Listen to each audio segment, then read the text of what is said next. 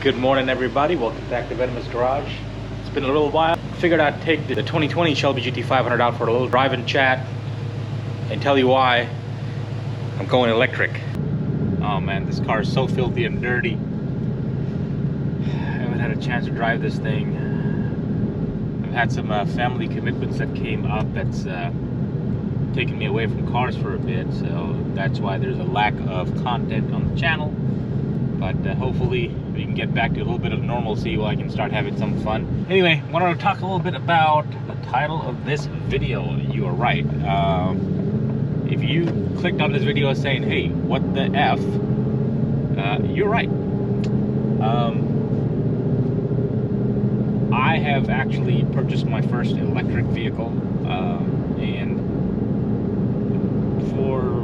for daily driving purposes, and I have to say, my Tesla Model 3 is actually pretty phenomenal as I live with it. This is the poor man's Tesla, as I say. It's the 2022 rear-wheel drive Model 3, which is their standard range with the aero hubcaps on. It gives you about 272 miles of range, which for my commute purposes it actually works out fine. There were a couple of things that I had to adjust in my lifestyle just to make sure that I'm able to utilize that car as needed. But the biggest reason why I got this Model 3, gas prices, the fuel prices. As you know, I have a couple of Shelbys. My wife has a Ford Edge. I have a Toyota Tundra pickup truck. So those are my vehicles that I play around with, and they're not the best on gas mileage. So I've had 3 weeks with the car now, and I've driven a lot because of my family commitments and stuff. I've had to drive the vehicle quite a bit, and besides just driving it long distances and having to charge it to wait, it's saved me quite a bit of money on gas consumption. And one of the biggest things on gas consumption is when I I like to enjoy my drives with my Shelbys and truck and all that fun stuff. And with the gas prices where they are, it always in the back of my head felt like, hey man, I'm wasting so much money on taking the Shelby out or whatever. So now I can justify using the Shelby as a toy, and the fuel that I spend and the money on fuel that I spend on the Shelby is really more so chalk it up to fun, not necessarily commute. So it saves me money on commute, and it takes that guilt away of spending additional money on fuel for driving Shelbys around. The other thing that's great is, my commute is, an hour each way, hour and a half each way to work, which sucks.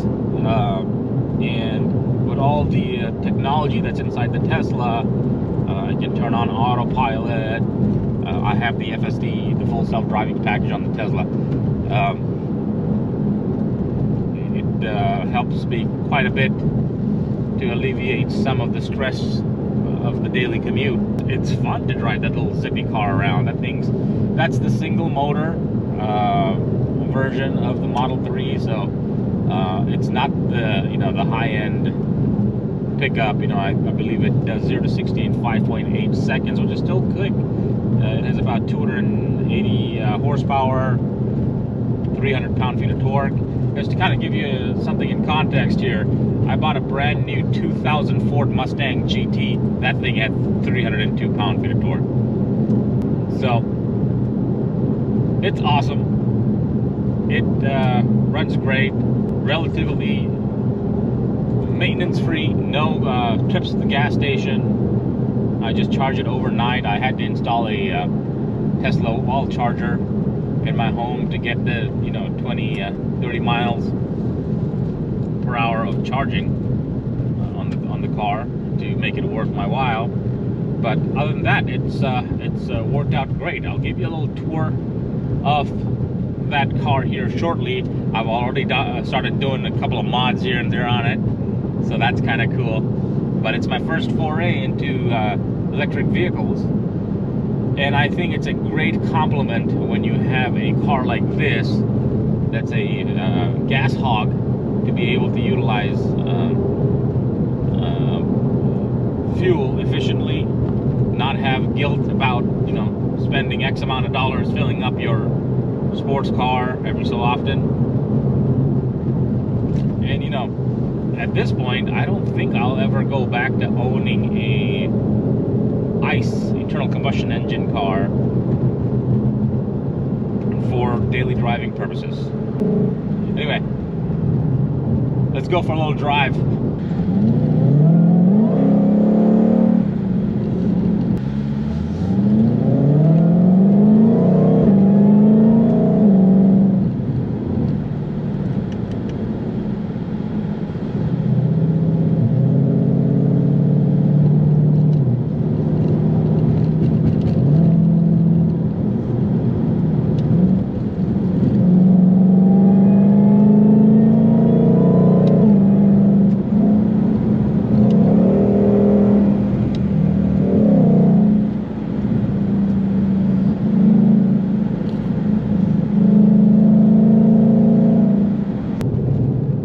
GT500 is starting to go down in price as the you know, economy collapses or whatever is going on, adjustments in the market, interest rates go up, all that stuff. So if I were you and you're in the market for one of these things, start looking. You may be able to find some good deals here and there. Not so much for the carbon fiber track pack cars, but the standard, the base model cars, you should be able to find okay deals on it right now. And these are it. These are the last cars that Ford will make, and everything's going into electric. They just announced the new electric Hellcat SRT Challenger, which is cool. And I believe that, and I think that exhaust sound it emits is special. So we'll see. We'll see how things go. We'll see how things pan out with cars like that. Anyway, let's go ahead and check out the new Tesla Model 3. All right, so let's check out the Model 3. Here's one of the crazy things that it does that no other car does, right? So I have my app on the summon command.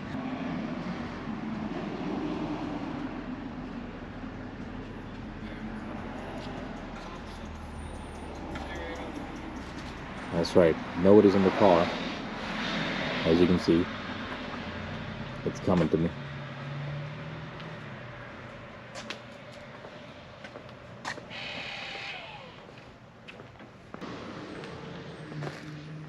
It's got a little standard 18-inch wheels. These are basically hidden underneath the aero hubcaps, which is pretty crazy because they're really good-looking wheels.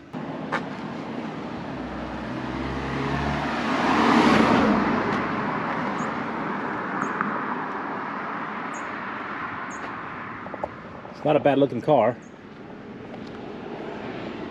and I've already put a carbon fiber aftermarket spoiler on it because I'm an idiot like that.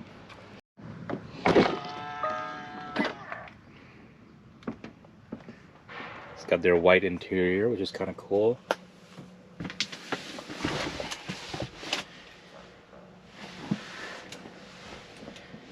You know, no frills, there's no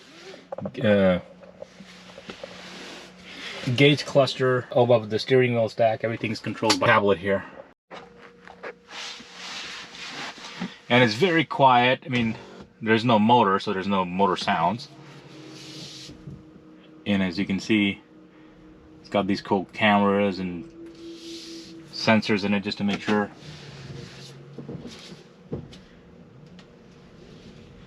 And I'll just go for a ride around the neighborhood just to kind of show you. For daily driving duties, it's actually really, really cool. I mean,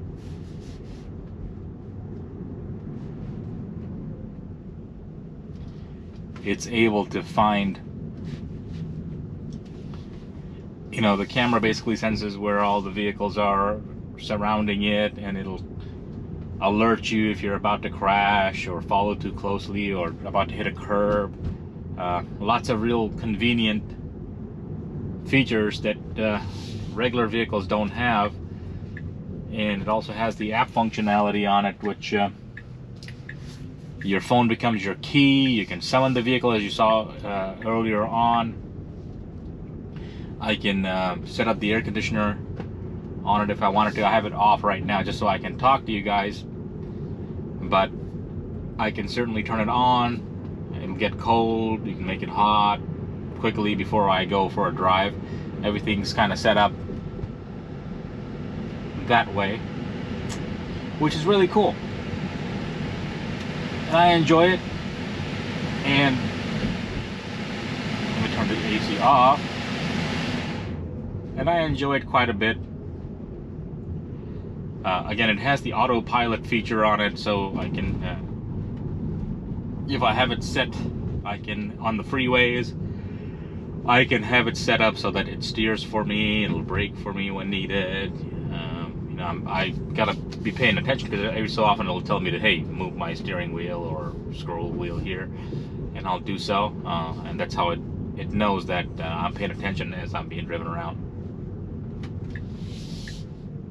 But again, I've used about 1,700 miles on this vehicle, and I probably end up spending maybe $150 on charging this thing, which is very cool compared to my ICE vehicle, where I was spending roughly $800-900 a month on fuel chargers.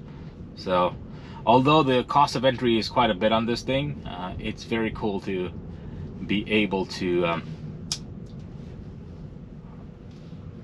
save that money and do so in comfort. So you know, if you're in the market for it, I would certainly recommend a Tesla to you guys. I've heard some horror stories before about fit and finish and all that stuff, but found nothing on mine. Hopefully they have everything all squared away and set up. Anyway, I hope you found this video enjoyable. If you did, please hit the like and subscribe, and I will see you in the next one.